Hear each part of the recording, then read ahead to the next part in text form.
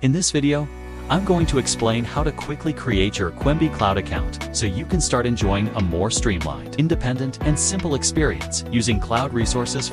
Enter your basic information in the account creation form first. Here, you register your name, email address, and initial information to get started. After that, you must verify your email address. This step is very important because without email validation, you won't be able to continue the process correctly. Once your email is confirmed, Cuemby Cloud will take you to the registration completion stage. Here, you must choose whether to register as an individual user or as a business, and then fill in your billing information, such as country, city, address, and postal. You must select the currency in which you will pay for your cloud resources.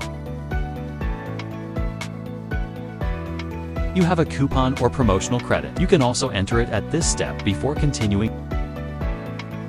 Select your payment method, and you will be redirected to Stripe verification.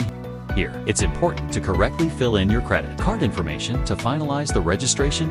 In some cases, a charge will be processed. A small temporary validation fee is required, which is then refunded.